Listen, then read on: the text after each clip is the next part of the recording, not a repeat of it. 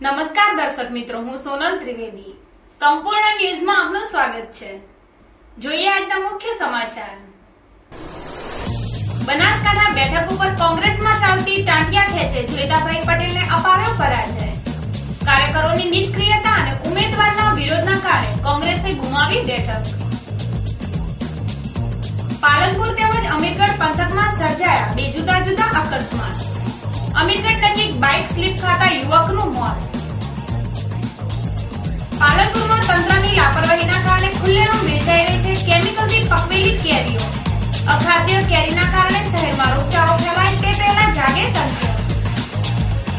થરામાં 14 વર્ષીય સગીરાનું અપહરણ કરાયા બાદ ગુજાર્યો બળાત્કાર.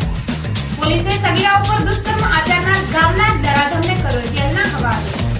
સંપૂર્ણ ન્યૂઝ આપણી આંગળીના ટેરવે. ઇન્ટરનેટ ઉપર સંપૂર્ણને જોવા લોગિન કરો www.youtube.com/સંપૂર્ણ જોઈએ સમાચારો વિગતવાર.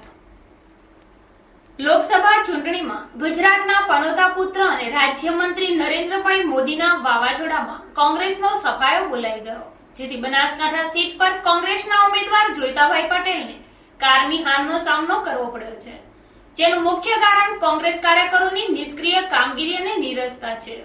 અમીરગઢ તાલુકામાં દર વખતે ચૂંટણીમાં કોંગ્રેસને જંગી બહુમતી મળતી હતી, પરંતુ કોંગ્રેસ કાર્યકરોની બેદરકારીના કારણે આ વખતે ભાજપે બહુમતી મેળવી અમીરગઢમાંથી કોંગ્રેસનો સફાયો કરી નાખ્યો. કોંગ્રેસ કાર્યકરોએ કોઈ પણ પ્રકારના લોકસંપર્ક કાર્યક્રમો કે પ્રચાર ન કરી માત્ર કોંગ્રેસ કાર્યાલયને પોતાનું ઘર સમજી બેસીને ગપાટા માર્યા, જેના કારણે જોઈતાભાઈ પટેલને કારમી હારનો સામનો કરવો પડ્યો. તેના માટે કોંગ્રેસના કાર્યકરો જવાબદાર છે, અને જો કોંગ્રેસ કાર્યકરો આવા જ નિષ્ક્રિય રહ્યા તો આવનારી વિધાનસભા, જિલ્લા પંચાયત અને તાલુકા પંચાયતની ચૂંટણીમાં પણ ખરાબ પરિણામની તૈયારી રાખવી પડશે. એક તરફ મોદી સુનામી અને બીજી બાજુ કોંગ્રેસ કાર્યકરોની કામગીરીથી જોઈતાભાઈ પટેલને ઘર તરફનો રસ્તો પકડવો પડ્યો છે. પાલનપુર તાલુકાના ભાગળ જગાણા ગામે આજે જિલ્લા પોલીસ વડાનો લોક દરબાર સમારોહ યોજાયો હતો, જેમાં પોલીસ અધિકારીઓ અને ગ્રામજનો વિશાળ સંખ્યામાં ઉપસ્થિત રહ્યા હતા. ભાગળ ગામે આજે સુરક્ષા સેતુ સોસાયટી અંતર્ગત પ્રજા અને પોલીસ વચ્ચે મિત્રતા કેળવવા પોલીસ વડાનો લોક દરબાર યોજવામાં આવ્યો હતો, જેમાં ગામના આગેવાનો દ્વારા જિલ્લા પોલીસ વડા અશોક કુમાર યાદવનું સન્માન કરવામાં આવ્યું હતું. આ પ્રસંગે પોલીસ વડા અશોક કુમારે ગ્રામજનોને પોલીસને સહયોગ આપવા જણાવ્યું હતું, તેમજ ગામમાં કાયદો અને વ્યવસ્થાની જાળવણી માટે લોકોને પોલીસના સાથી બનવા અનુરોધ કરવામાં આવ્યો હતો. આ પ્રસંગે ડીવાયએસપી એસએમ પરમાર, તાલુકા ઇન્ચાર્જ પીએસઆઈ પીજે કુટેજા વિશેષ ઉપસ્થિત રહ્યા હતા.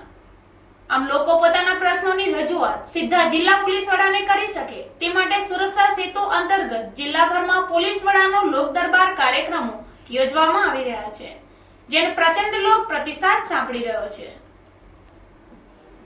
પાલનપુરમાં આડેધડ મસ્ત મોટા મોલ અને શોપિંગોના કામ ચાલી રહ્યા છે. કહેવાય છે કે શહેરમાં ચાલતા આ ઢગલાબંધ કામોમાં બિલ્ડરો દ્વારા નીતિ નિયમોનો સરેઆમ ભંગ કરવામાં આવી રહ્યો છે, ત્યારે આ બાબતે પાલિકા તંત્રે ગંભીરતા દાખવવાની જરૂર છે.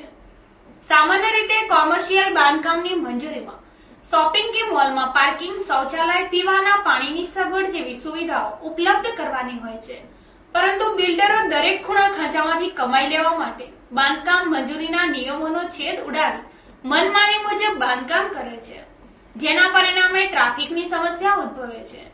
પાલનપુરમાં હાલ અસંખ્ય કોમર્શિયલ બાંધકામો ચાલી રહ્યા છે, તેમાં પણ કંઈક આવી જ ગેરરીતિઓ ચાલી રહી છે, ત્યારે પાલિકાની ટાઉન પ્લાનિંગ કમિટી આ બાંધકામો પ્રત્યે કાયદાની લગામ ઉગામે અને બાંધકામ નિયમોનો ભંગ કરતા બિલ્ડરો સામે દંડનીય કાર્યવાહી કરે તો ભવિષ્યમાં સર્જનારી ટ્રાફિક જેવી સમસ્યાનો ઉકેલ આવી શકે છે.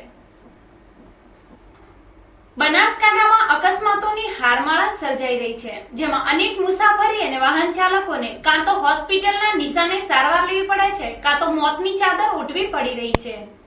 આ દુર્ઘટનાઓના માહોલમાં વધુ 2 અકસ્માત સર્જાયા હતા, જેમાં 3 વ્યક્તિઓ ઘાયલ થયા છે, જ્યારે એક યુવકનું મોત નીપજ્યું હતું. જેમાં પાલનપુરના અમદાવાદ હાઈવે ઉપર આવેલા એસબીપુરાના પાટિયા નજીક 2 બાઇક ધડાકાભેર સામસામે ટકરાયા હતા. આ અકસ્માતમાં કાણોદર તરફથી રોંગ સાઈડ આવતા બાઇકના કારણે અકસ્માત સર્જાયો હતો, જેમાં કાણોદરના વાલાભાઈ ચૌધરી અને પાલનપુરના રમણભાઈ પરમાર ઘાયલ થયા હતા. આ બંને ઈજાગ્રસ્તોને સ્થાનિક લોકોની મદદથી 108 મારફતે પાલનપુરની સરકારી હોસ્પિટલમાં ખસેડાયા હતા. જ્યારે એક બીજો અકસ્માત અમીરગઢ નજીક સર્જાયો હતો, જેમાં ઈંટનો સ્લીપ ખાઈ જતા એક યુવકનું મોત નીપજ્યું હતું. આ ગોઝારા અકસ્માતમાં ઇકબાલગઢ ગામના બે મિત્રો કપિલ રમેશભાઈ મહેશ્વરી અને કિશન શાંતિલાલ શ્રીમાળી ઈટરનો ઉપર સવાર થઈ અમીરગઢના આરાસુરી પેટ્રોલ પંપ નજીકથી પસાર થઈ રહ્યા હતા. જે સમયે તેમની ગાડી અચાનક સ્લીપ ખાઈ ગઈ હતી, જેમાં ગંભીર રીતે ઘાયલ થવાના કારણે કિશન શ્રીમાળીનું મોત નીપજ્યું હતું. જ્યારે કપિલ મહેશ્વરી ઘાયલ થતા તેને નજીકની હોસ્પિટલમાં સારવાર અપાવ્યા બાદ વધુ સારવાર અર્થે અમદાવાદ રિફર કરવામાં આવ્યો હતો. આમ બનાસકાંઠામાં વાહન ચાલકોની બેદરકારીના કારણે વધુ એક ગોઝારો અકસ્માત સર્જાઈ રહ્યા છે. ત્યારે અકસ્માતોને ટાળવા માટે વાહન ચાલકોની સાથે પોલીસે પણ કાળજી રાખવાની જરૂર છે. પાલનપુરમાં હાલની કાળઝાળ ગરમીમાં જન આરોગ્ય સામે ખતરો ઉભો થયો છે, કેમ કે હાલ કેરીની માંગ વધેલી હોય કેટલાક જથ્થાબંધ કેરીના વેપારીઓ તગડી કમાણી કરવાની ઘેલસામાં લોકોના આરોગ્ય સાથે છેડા કરવાનું કૃત્ય આચરી રહ્યા છે, જેમાં માંગને પહોંચી વળવા માટે મોટા વેપારીઓ કેરીને પકાવવા માટે કેમિકલનો ભરપૂર ઉપયોગ કરી રહ્યા છે.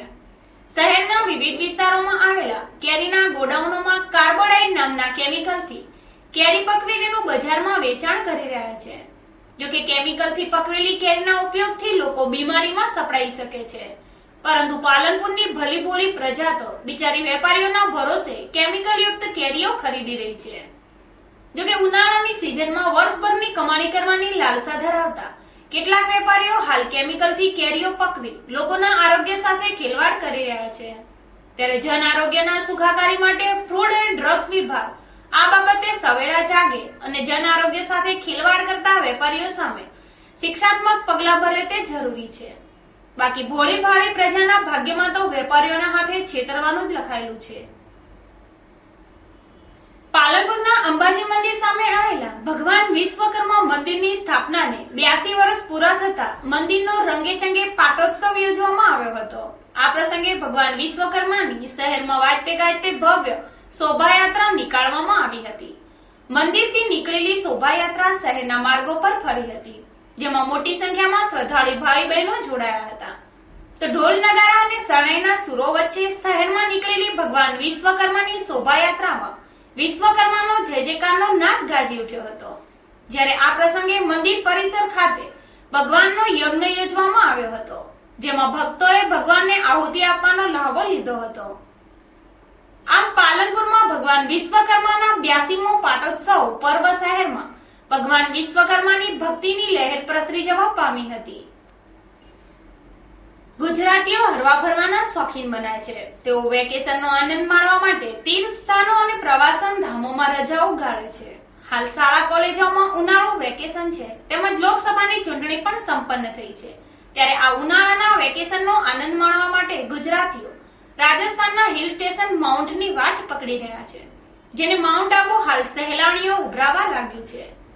બનાસકાંઠાને અડીને આવેલું માઉન્ટ પ્રવાસીઓ માટે પસંદગીનું સ્થળ મનાય છે. અહીંયા લોકો હરવા ફરવાની સાથે નકી લેકમાં બોટિંગનો આનંદ માણે છે. અહીંયા એન્ટિક ચીજ વસ્તુઓ પણ વેચાતી હોય માઉન્ટના પ્રવાસે આવતા લોકો વિવિધ ચીજ વસ્તુઓની ખરીદી કરતા હોય છે. અહીંયા જૈનોનું પવિત્ર યાત્રાધામ દેલવાડા પણ આવેલું છે, જ્યાં પણ પ્રાચીન કલાકૃતિના વારસાને માણવા લોકો ઉમટી પડે છે. તો માઉન્ટ નજીક આવેલ આકાશને આપતા ગુરુ શિખર પણ લોકો ભગવાન દત્તાત્રેયના દર્શનનો આનંદ માણે છે. અને સાંજ પડતા જ વાદળોમાં છુપાતા સૂર્યને નિહાળવા લોકો સનસેટ પોઈન્ટ ઉપર ઉમટી પડે છે.